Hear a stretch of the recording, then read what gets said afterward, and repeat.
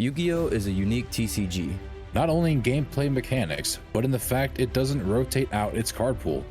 Because of this, certain cards that were deemed unplayable or overlooked at first have a chance to appear depending on new strategies and the modern meta.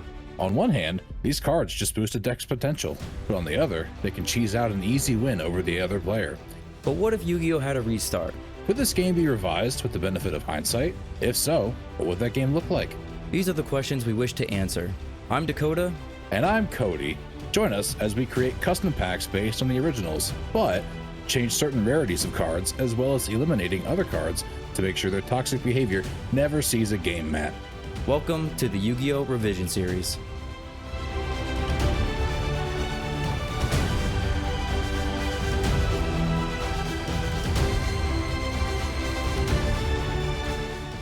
How's it going, YouTube? We are back again with another episode of the Revision Series. I'm joined here, like always, with the Earthbound Immortal himself, Cody. Cody, how are you? Not quite so earthbound anymore. No? No.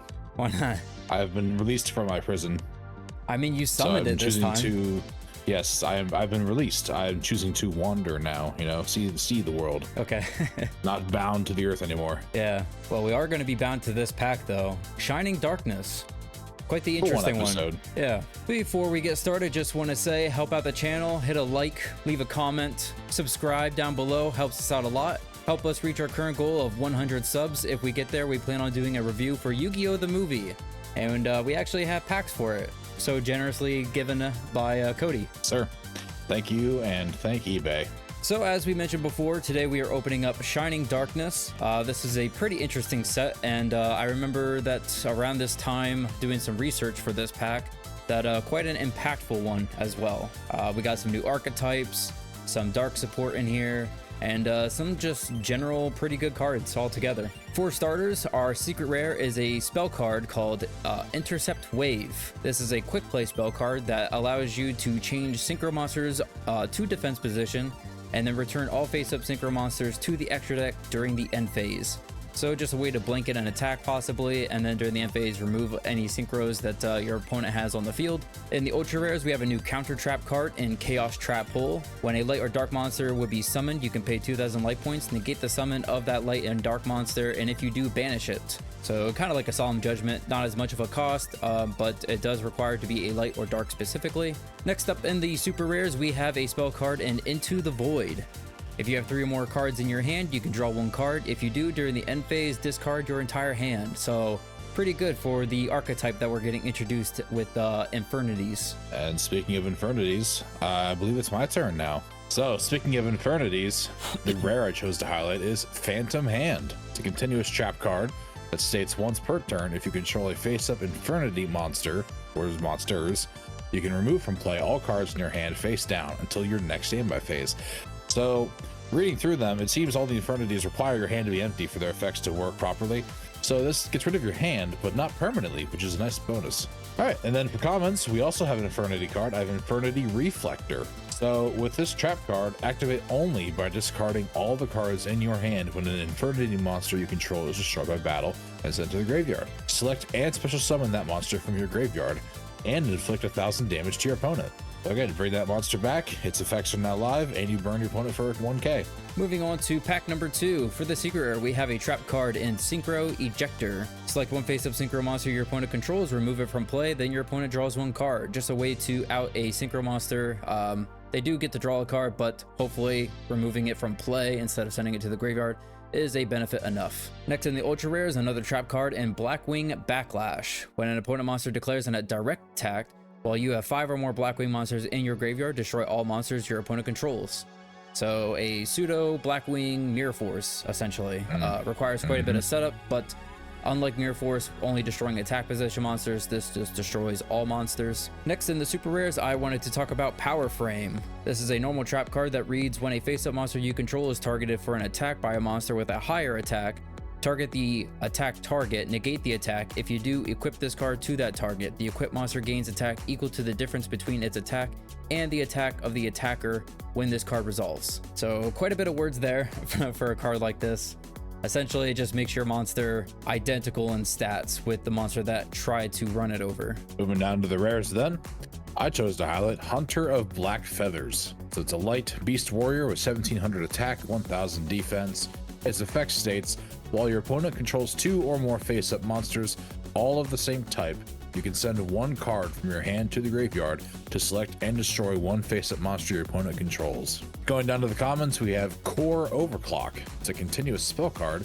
All face-up Kwakimeru monsters you control gain 500 attack, and once per turn during your main phase, you can discard 1 Iron Core of Kwakimeru to have all face-up Kwakimeru monsters you control gain 1000 attack until the end phase.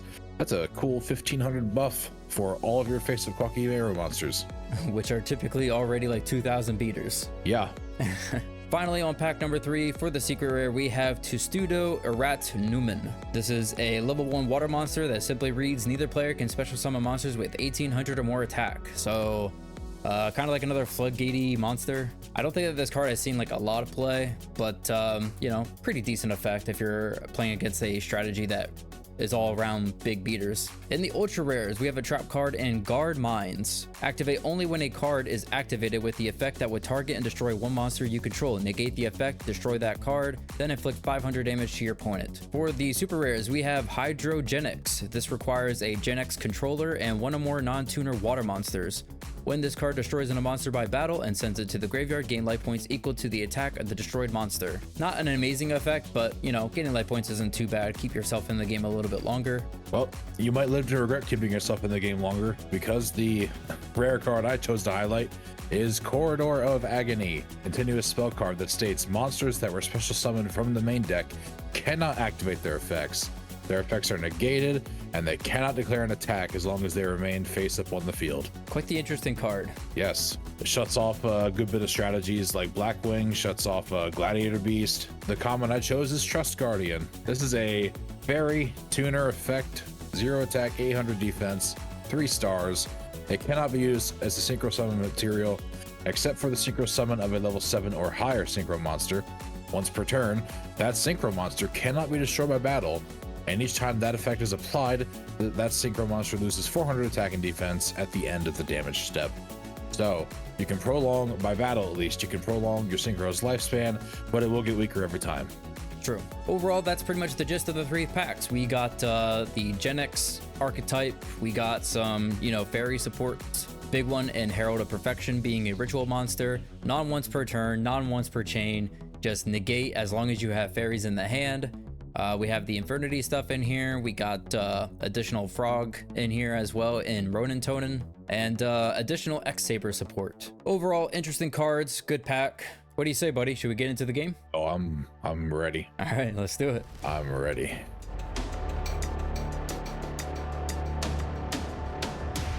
Guys, how is it going? We have just passed October. We are now a little ways into November. And you know what that means. It's time for the harvesting to begin. But you know what every harvest needs to be successful? An equally successful ritual. We're playing rituals again. All right, so we've got access to more djinns. So most of my main monsters are djinns. I've got 3 Curse Enchanter. All the djinns share the effect where if they're in the graveyard, I can banish the card from the graveyard as one of the requirements for a ritual summon. And then if they're used as fodder for the ritual summon, that ritual monster gains an effect. Curse Enchanter. While the monster ritual summoned using this card is face up on the field, synchro monster effects are negated. 3 Disserare of Rituals.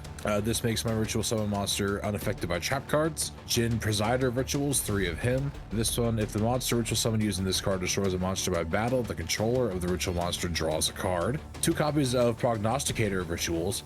So with this one, if I ritual summon using this card, if that ritual monster inflicts battle damage to your opponent, they discard a card. And finally, 1 copy of Jin Releaser of Rituals. If the player ritual summons using this card, the other player cannot special summon while that ritual monster is face up on the field. Next up, I have 2 copies now of Lava Golem. I used my wild card from last episode to get a 2nd copy of Lava Golem, mainly because it's fun to have kind of like a sort of kaiju that doesn't burn damage to its owner at this stage in the game. But I do know Lava Golem also becomes a pretty favorable side deck card down the road. 2 copies of Manju to draw out any ritual monsters or spells I need access to. Speaking of which, I'm main decking the Demise/Ruin package. Book of Moon is back. End of the World to ritual summon those monsters. Enemy Controller is back. Heavy Storm. Ritual Cage is a new addition. This is a continuous spell. I take no battle damage from attacks involving a ritual monster that I control, and ritual monsters I control cannot be targeted by or destroyed by monster effects. 2 force back, Nightmare Wheel makes a return after a long time, Ojama Trio is a cheeky card that also makes a return, and finally I have Phoenix Wing and Regeki Break. The fun thing about playing 6 cards that require me to discard is the lower level Djinns work great as fodder. Going into the side deck, I am not bluffing entirely with the extra deck. I do have some tuners this time in case rituals aren't working. I have Black Salvo and Hyper Synchron. Black Salvo, when this card is normal summoned, I can target 1 level 4 Dark Machine monster in the graveyard, special summon the target in defense position. Its effects are negated. I cannot use that effect at all. And then Hyper Synchron, if this card is sent to the graveyard for the synchro summon of a dragon type monster, that monster gains 800 attack, but I can banish that face up monster during the end phase. I do have a couple dragon type synchros, so hopefully I won't have to use it for that unless it's like a game-winning play, but we'll see. I'm siding Garlandol, 3 copies of him. So he's a level 7, so he works for the card later on. But when this card is ritual summoned, I can destroy all face-up monsters on the field with defense less than or equal to this card's attack. This card gains 100 attack for each monster destroyed with this effect. So if Dakota manages to go up in bodies on the board, as long as they're not too strong, I can essentially board wipe his monsters and then get a nice buff to mine. 3 copies of Bait Doll in case he's playing a lot of back row and I need to see some more removal. Preparation of Rites. This is what I was talking about with Garlandolf. With this card, I can add 1 level 7 or lower ritual monster from deck to hand and then add a ritual spell from graveyard to hand if I want to. And that only works with Garlandolf. Ritual Destruction to summon Garlandolf. And this also has a secondary effect. During a main phase, you can remove from play this card from your graveyard. And if you do, during this turn, any monster destroyed by battle with a ritual monster you control will be returned to the top of the deck instead of being sent to the graveyard. Finally, Solidarity is here, 1 copy, just because all of the Djinns and Demise are all fiends.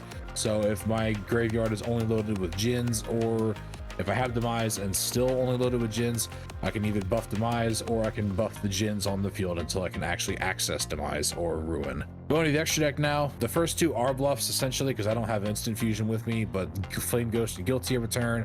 And you've seen all of these before except for 2 in the middle there. Black Rose, Dark Strike Fighter.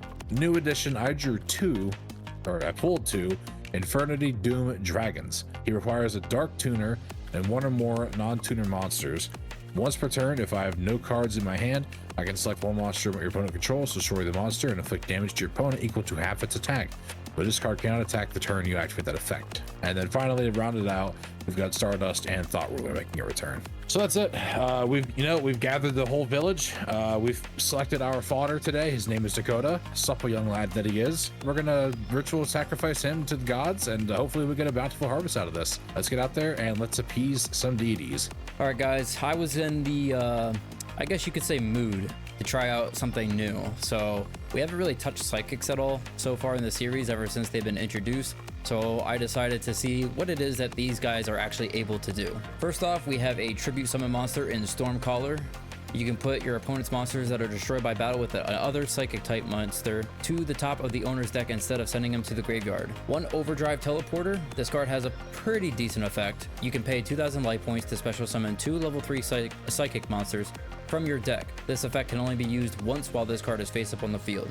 A newer card that we got was Pandaborg. This is essentially a recruiter, but you have to pay 800 life points to use the effect. 2 Psychic Snail, pay 800 life points, select 1 other face-up psychic type monster you control.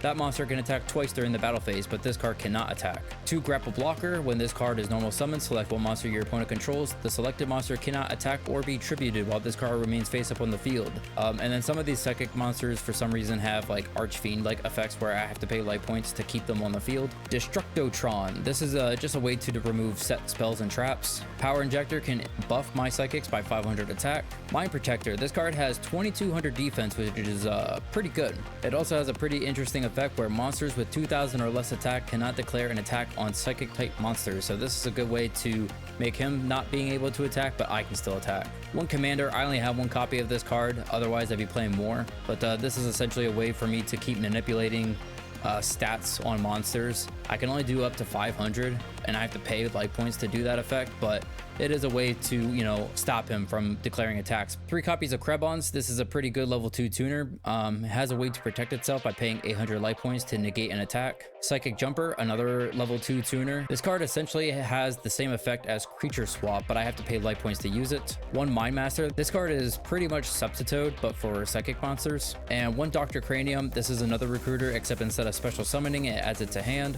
The reason why I wanted to play Psychic is because of Power Well. This is a Monster Reborn, but it's a quick play spell, and you can revive as many monsters as you want as long as they're level 2 or lower psychics, and then you pay life points for it. 3 Psi Station. It's a continuous spell that when a psychic is normal summoned, I can pay 500 life points, increase its level by 1, and attack by 300. So just a good way to manipulate levels to get the stars that I need to go into synchro plays. 1 Monster Reborn, 1 enemy controller, Creature Swap, Instant Fusion, Heavy Storm.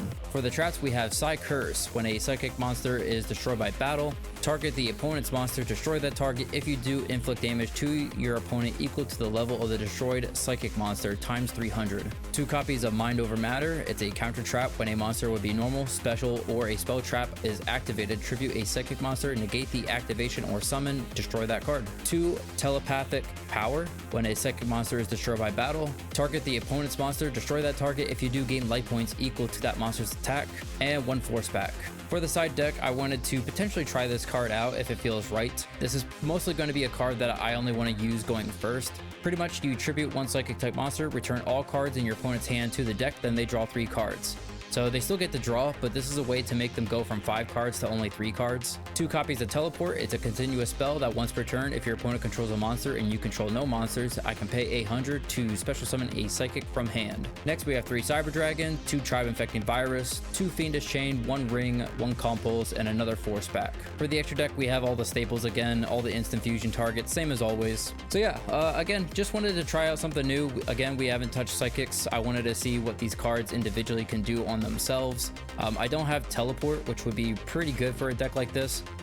Even if you weren't trying to play a dedicated psychic strategy, it's just another way to get like a level 2 or level 3 tuner out of the deck. But I think that some of these cards do have interesting effects. I'm not a big fan of having to pay light points, but hopefully some of the trap cards can benefit from that as well. But yeah, let's just see how the games go.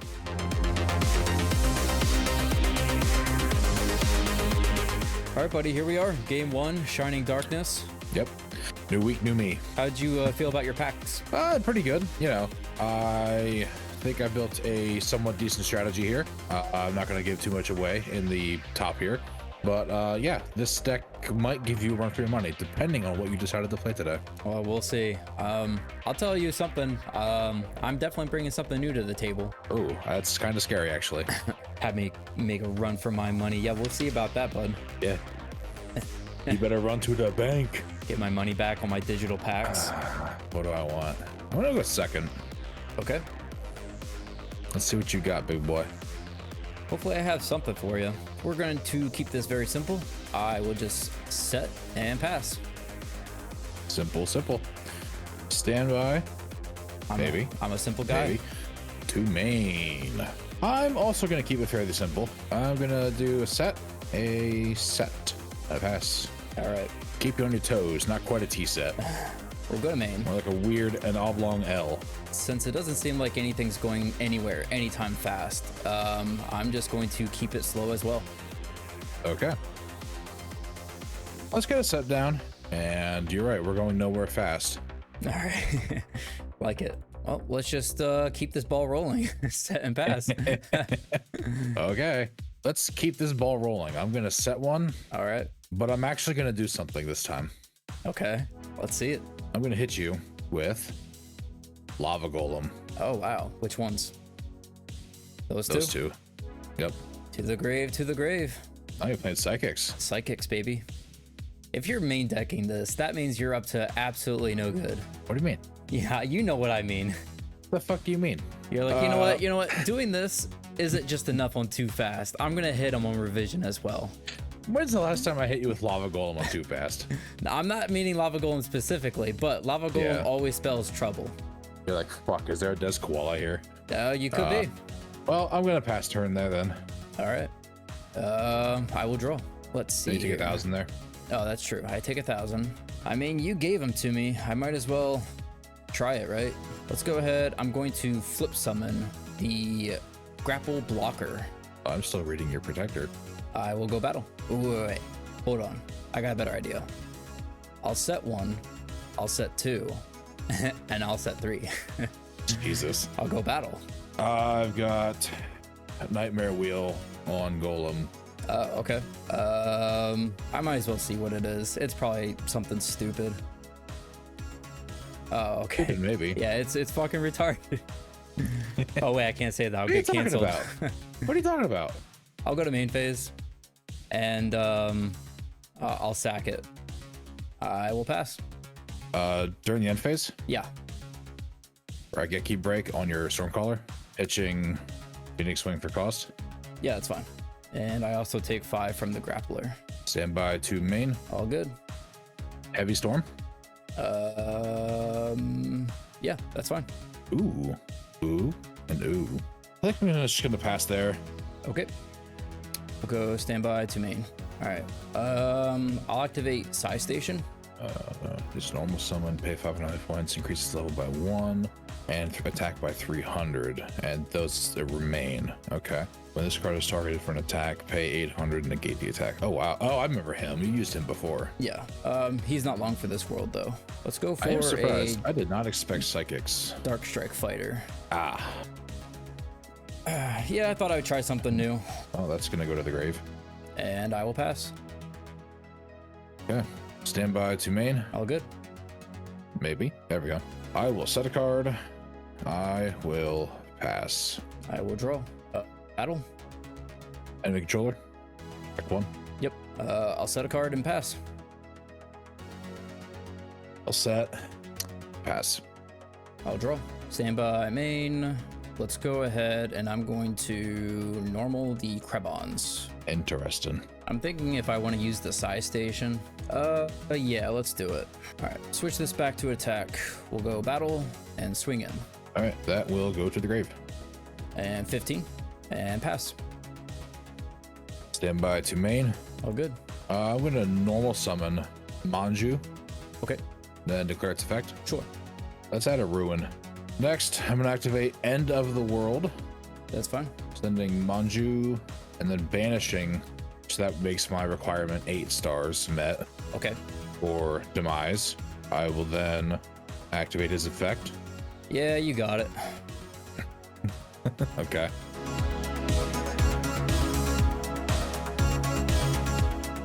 It's game time. It's game time. Game 2.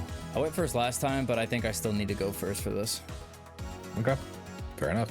We'll go to main. I think, again, yeah, I'll just keep it nice and simple. Set and pass. Stand by to main. All good. Maybe. Maybe. Okay. There we go. Let's do a set 2. Then let's also get a set down. And I'll pass there. All right. I'll draw. We'll go standby to main. Let's go ahead and activate a Psi Station. I'm going to normal summon the Panda Borg. I'm going to force back that. Okay. Yeah, I'll just pass. Okay. Stand by to main. Okay.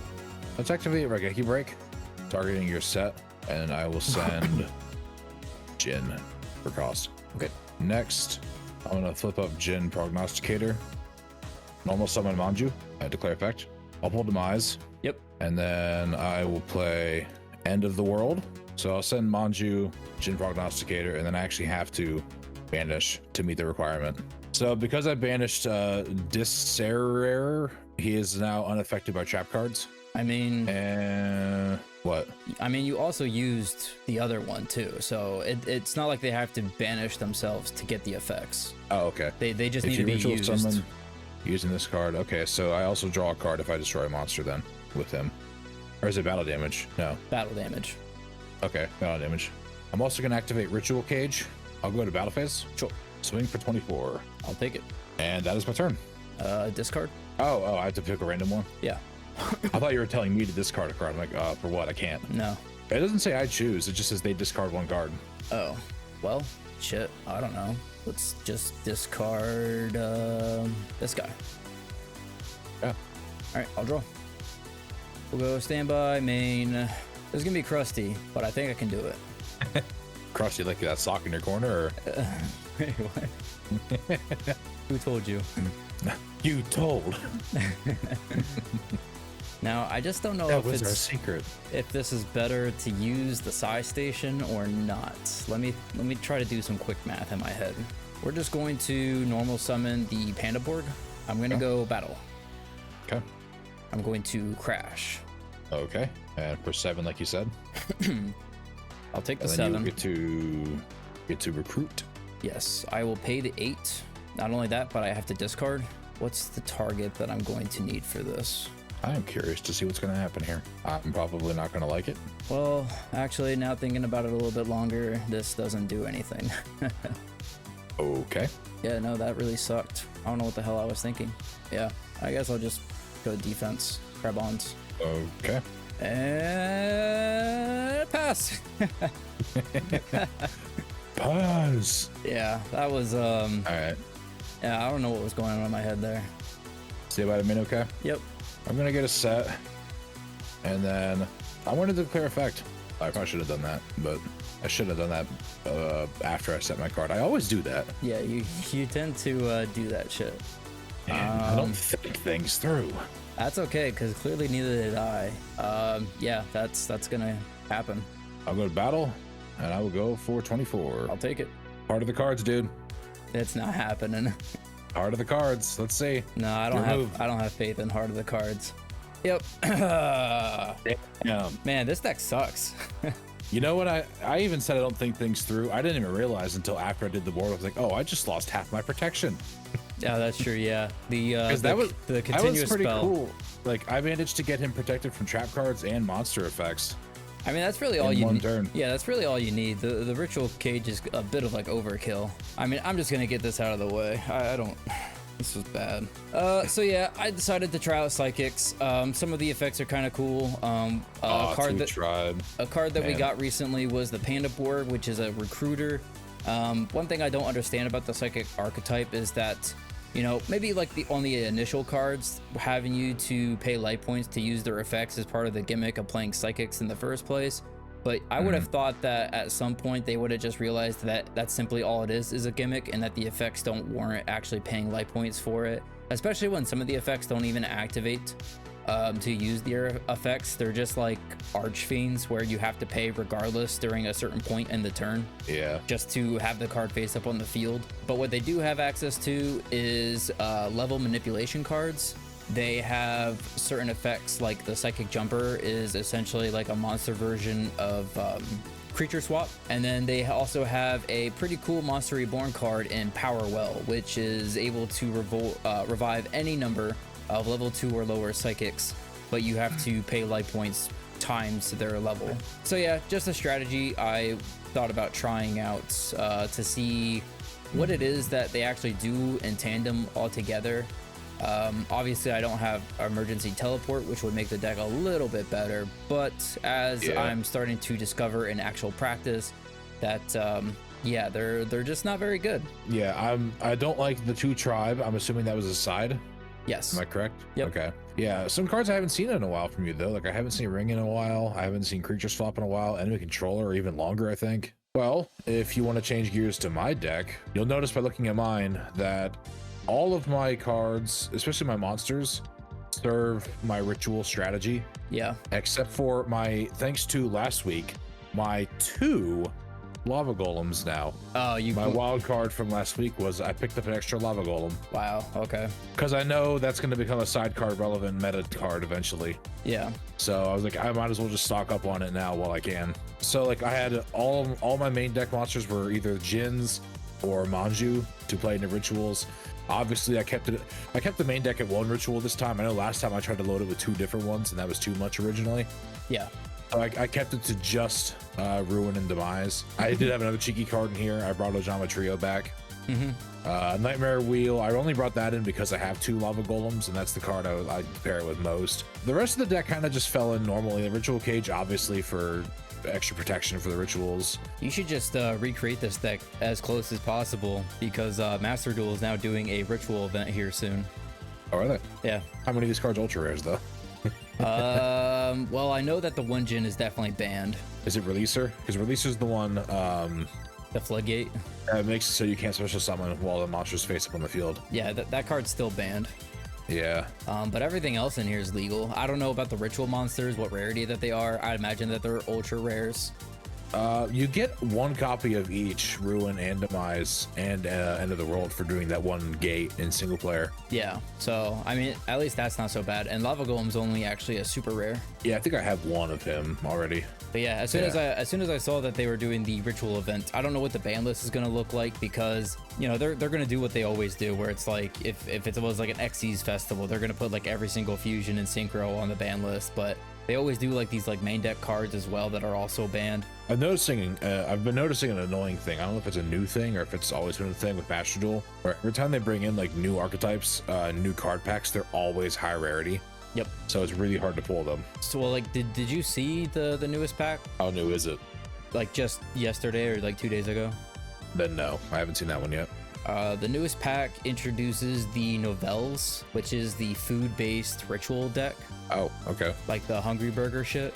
Yeah. Not only that, but they also are now releasing like pretty much every Vanquish Soul card. Before, Vanquish Soul caught like its initial release in like that weird side set that came out with dinosaurs, but we didn't have every single card. It wasn't until like this most recent main set that they got like the newer fire attribute monster. No, everything in terms of Vanquish Soul, it's all released immediately, so you don't have to wait for the support cards.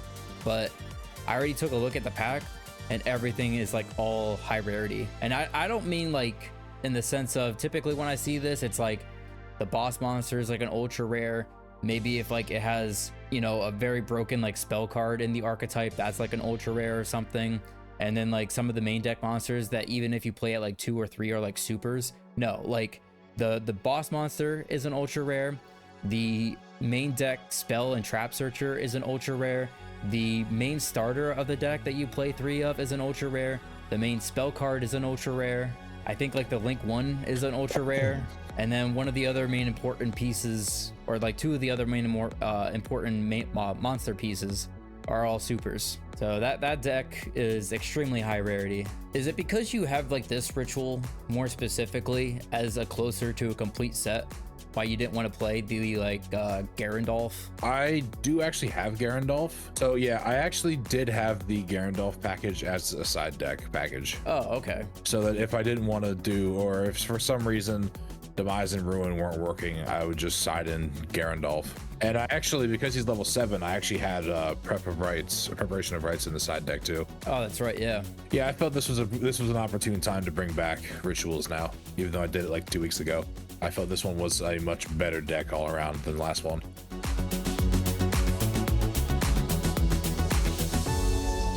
All right, buddy, here we are. We're at the wheel. I'll go ahead and take my loser spin. I told you, man. I was giving you a run for your money today. A common and a rare. Oof. If I wasn't crushed enough already. Oof.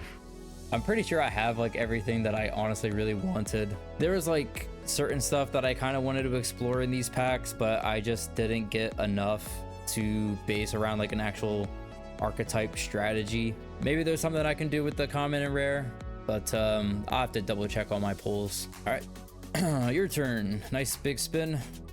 Ooga chaka, ooga chaka. 3 packs. 3 packs. Either the previous one or the one that we just opened. Un momento, por favor. This is actually a category that we haven't landed on in a while. And not since we redid the wheel, I think. And since then, this is actually kind of like a harder choice because we've been doing additional packs. You could like go 3 deep into a singular pack. You could do like 1 of each pack. I'm gonna go for the mulligan. Okay. Yeah, let's do it. If it burns me, so be it. Common and rare. Hey, I made the bet, I'll lay in it. Ultra secret. I'm cool with that. All right. Well, you're stuck with it. Sure, I guess I'll take it. All right, guys, that's going to bring it into this episode. Thanks again for watching. Remember, hit the like, comment down below, hit the subscribe button, help us reach our current goal of 100 subs so we can do a review for Yu-Gi-Oh! The movie. Cody, same as always, closing thoughts. Turns out psychic powers are nothing when it comes to being laid flat out on a table and a dagger stabbed through your heart for the sun god. I'm reading something. I'm about to get blown up. I'm reading abdominal pain. Very sharp, very sudden. I see a demise in my future.